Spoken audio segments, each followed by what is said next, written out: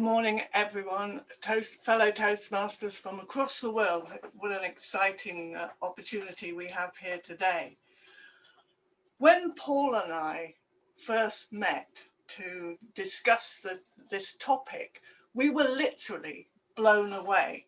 Thanks to COVID, the restaurant insisted we sat outside, and it was a really windy day.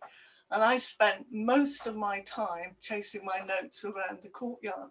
So I hope it's come together today. I'd like to start by saying that Customary speakers, we're not special. We don't have any superpowers. We do what any of you can do. And in fact, I'm sure many of you are doing anyway. But it is a case of just do it. Just do it. That would make a good slogan, wouldn't it, I think? Starting off, the first question is, what is a club? Is it a group of individuals trying to achieve their own goals? Or is it a team that is working together to support each other for the greater good of all? And what makes a successful club? We believe paramount is strong leadership. Leadership that gives direction, role models for behaviors, and sets the culture of that club. And from that culture, you can build teamwork and loyalty. We're not saying that we always get it right. And we learned the hard way when one year we had a president who didn't communicate and set no direction. We saw what impact that had on our morale, club morale, and it required many of us to come together to rectify that. So I'd like you to just in chat write down the 3 words that you think describe the culture of your club.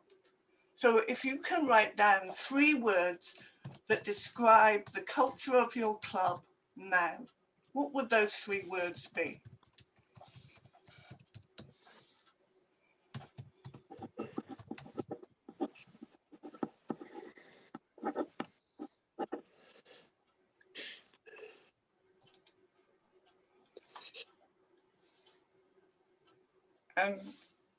And while you're doing that, could I ask the host to release screen share so I can share my screen? Done. Thank you. There's a range of words there, and some of them are very, very similar. So what are the 3 words that we think describe Casterbridge speakers? And we would say that the fundamental one that we need is trust. And out of having that trust, we can bring positivity and fun to what we do. They may not be your choice of words, but we feel that they are important to us. And Paul is now going to explain why trust is important to us. Thank you, Rosie, and good morning, everybody. What is trust? And how can we build trust or rebuild trust with others? Everything we do with others. We depend on cooperation and collaboration of others, so we can achieve our goals in our personal and professional lives. We must influence others to contribute their resources of time, effort, money, so that we can get things done. All of this cooperation, collaboration, and influence is built on trust. When was the last time that you didn't trust someone? And how many of you regularly turn up for committee meetings? Do you have monthly committee meetings? In our monthly committee meetings, the attendance level has been 90% since June 2020. If anybody's absent, they send me an apology for their non-attendance. Now, how does this compare to your club?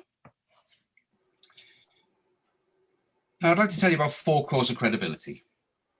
integrity, intent, capability, and results.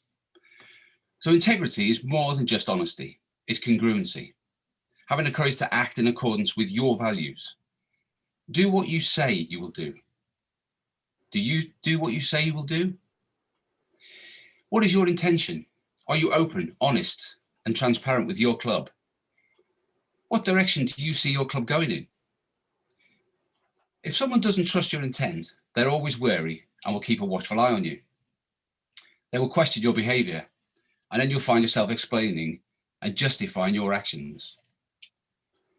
Capabilities. There are talents, attitudes, skills, knowledge, or style. And this is the means by which we produce results. Do you give honest and constructive feedback?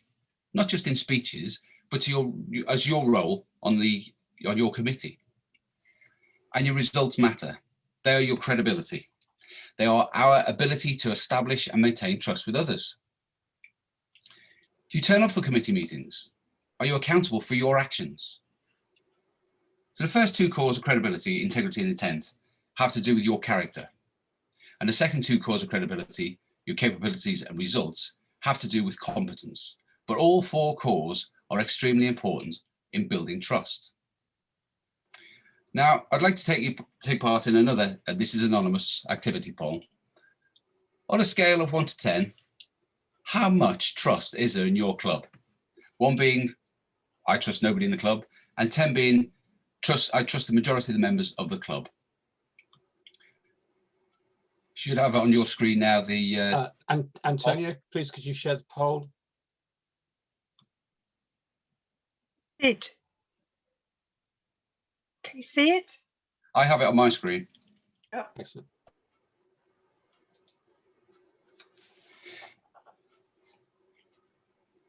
So 1, I don't trust anybody, to 10, I trust the majority of the members of the club.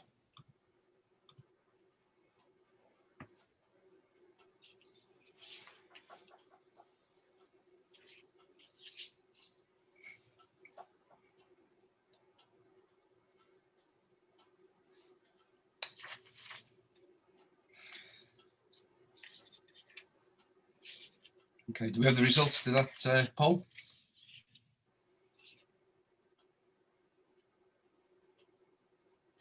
Antonio, can you share the results?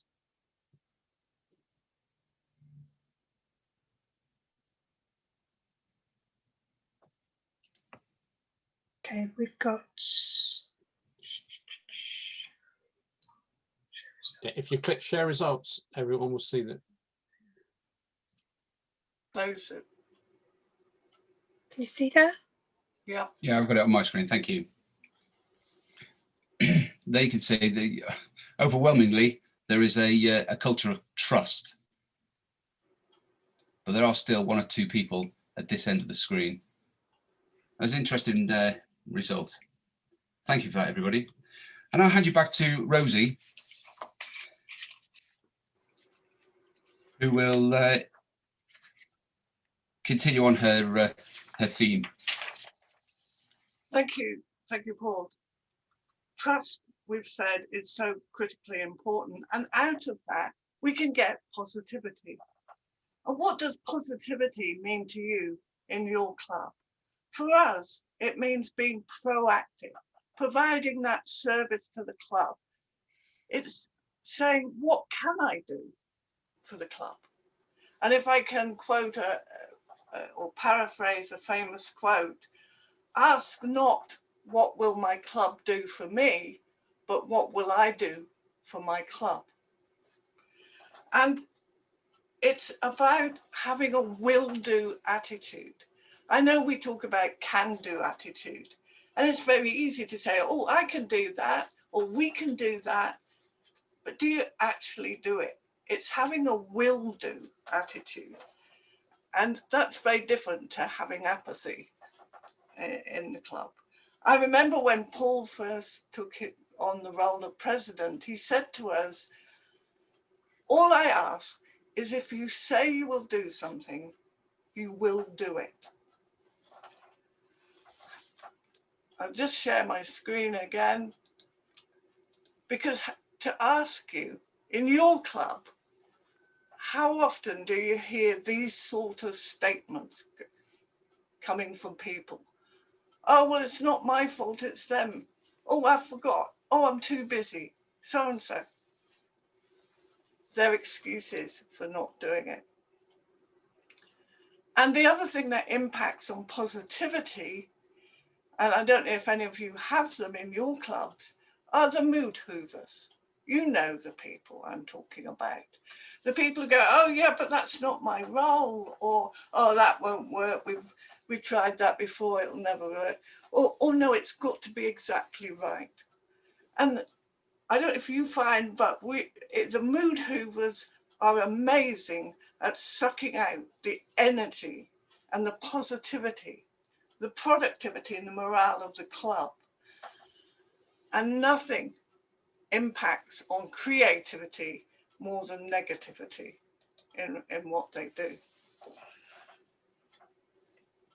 Negativity is a huge killer, and we need creativity now. With the difficult times that we're going through, we need to find new ways of enticing people in, of making the meetings interesting to overcome virtual fatigue. It's also about having the courage to do something different. And I'll give you an example. The other day we had a meeting, and as can happen, speakers didn't turn up, and we had a big gap in the program. So we said, okay, let's just get together, have some breakout rooms, and we'll talk about the competition, what concerns people have. We had 2 breakout rooms. One was for the competitors, one was for potential officials. And out of that came an idea from the speakers. And we took that idea, and we're going to try it out next week. It may not work, but we'll give it a try. And what that person said was, it is so refreshing to be able to put forward an idea and not have it jumped on or squashed straight away, and that we'll give it a try. And of course, another part of positivity and support within the club is mentoring, but we're going to have a speech on that shortly. So we're going to run another poll, and I'd like this time to ask you, how much positivity do you have in your club? So on a scale of 1 to 10, where 1 is it's really negative, and 10 is, no, we're great, we're really energized and positive in our club. So if I could ask the poll to be launched, that would be great. I've only got poll 1 in front of me. How do I get to poll 2? Drop down, top right-hand corner of the polls. You see that? That's it. Thank you, Antonia. First time I've done polls.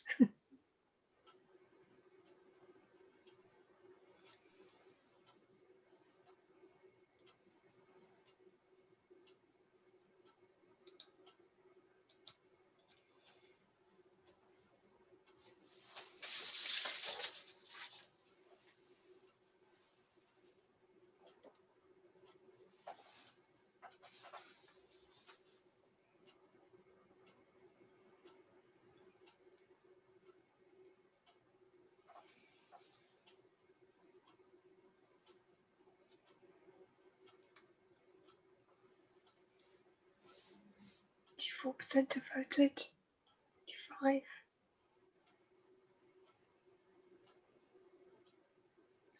Okay, I think we'll close it there. Thank you. 7%.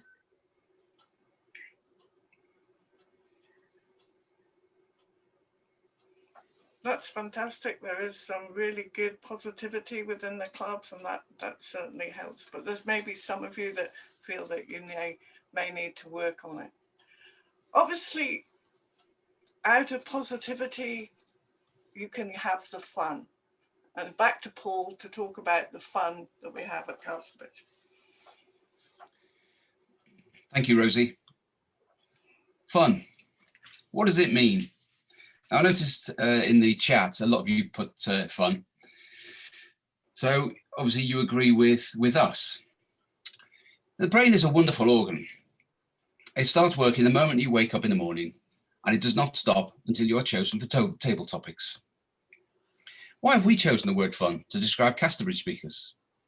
The straightforward answer is that we don't take ourselves too seriously, but we do stick to the Toastmasters structure. We recognise that we come to Toastmasters to learn. If we can't have fun in doing this, then learning becomes more difficult. Then what's the point? When was the last time you tried to learn something that wasn't fun? We recognise that we are human and we make mistakes, but we create a safe environment in which to make those mistakes. Fun keeps the energy in the room high, and we regularly hear the comment, "I wasn't looking forward to coming tonight, but I'm glad I did. I've had a great evening." But too many members leave Toastmasters because meetings are predictable and monotonous. Is it time to inject more fun into your meetings? Now, psychology confirms that when people have fun, the brain releases feel-good chemicals such as oxytocin and dopamine, leading to feelings of bonding and safety around other people. Studies have shown that fun in the workplace can increase profits, employee camaraderie, lower absenteeism, and reduce conflict.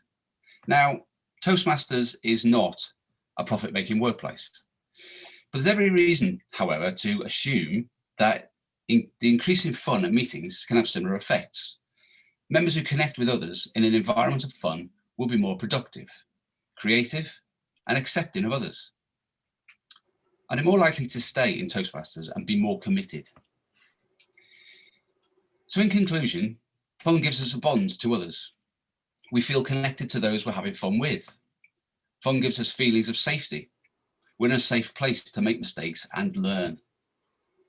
The fun makes us more committed and creative. So is it time to inject more fun into your Toastmasters meetings? Now, I'd like to carry out a poll on fun.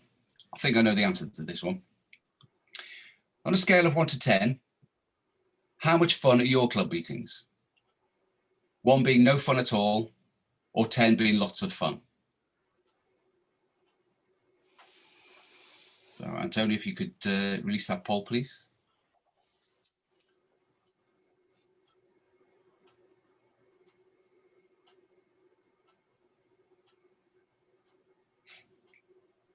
There we go. So 1 being no fun at all and 10 being lots of fun. Do you have fun in your club?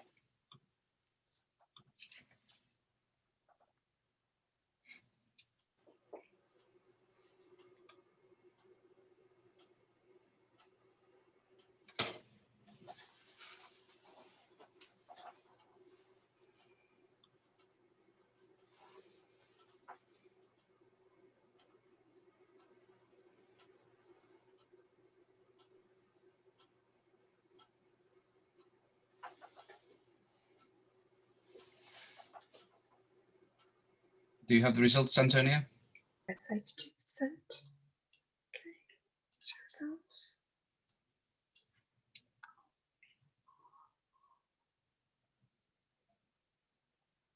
Actually quite a surprise. It's not as high as I thought it was going to be. There's still a few people not having fun. Maybe it's time to inject some fun into your club. Right, what I'd like you to do now, I'm going to set up, or Kit's going to set up a breakout room. I'd like you to go into that breakout room and consider what is the one thing that each of you will do, that's a will do, to improve the culture of your club, especially some of those that were towards the 1 in those polls. So what would you do to improve the culture in your club? Just one thing. If you'd like to have a discussion, I'm sure there'll be positives and negatives in the breakout room. But Kit, if you could set up those breakout rooms for us now.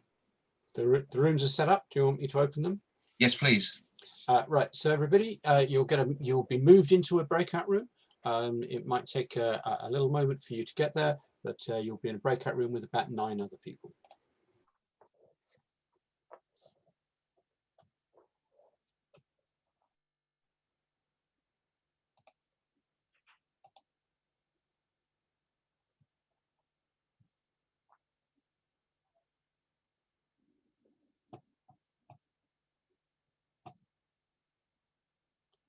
Those of you who recently joined, I'll need to add you to a breakout room, so just bear with me a moment.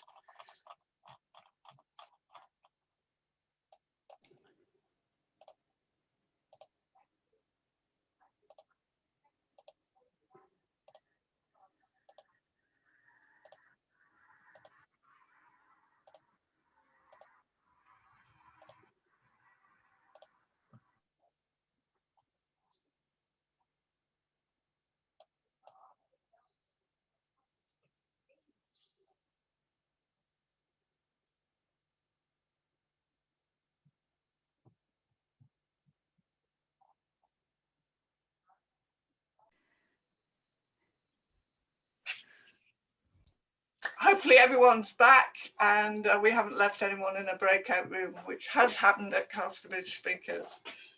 I hope that's just given you an opportunity to share some ideas, and you've got an idea of how you will change the culture of your club. And just to finish up with, share my screen again.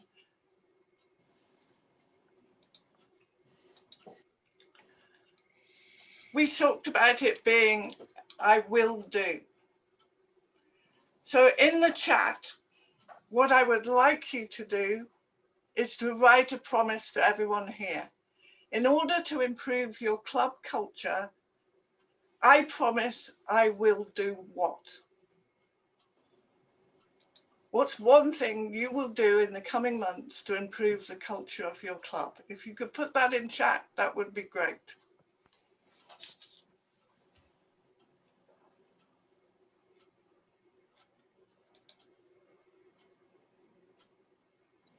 So thank you very much, Paul and Rosie, for that very good session. Finish up. Just finish up. Yeah, I just would like to say, as they're coming in, and there's some great ideas coming in there, as leaders, the culture of the club is your legacy. What will your legacy be for your club? We know it's not easy to change a culture, but we trust you will do it. Thank you very much. Thank you very much, Paul and Rosie. Such an important session, and I do like the idea of changing the can do to the will do. It's much more outcome focused. And the idea of thinking about what we can do for our club, because after all, we became club officers to give back to our club, and also for personal development. And that's why we're all club officers, and that's why we're all here on this training this morning. And we all have experiences, well, maybe not all of us, hopefully not all of us, but many of us have experiences of our fellow club officers taking roles and then just not showing the commitment. So hopefully we can all take the learning points from Paul and Rosie and change our club culture. So it's time for a break. We are just 2 minutes over schedule rather. So let's come to make some coffee. You don't have enough time to varnish the floors or have breakfast, but hopefully we'll see you back at 11:20 for the next session on mentoring. Thank you very much, everyone.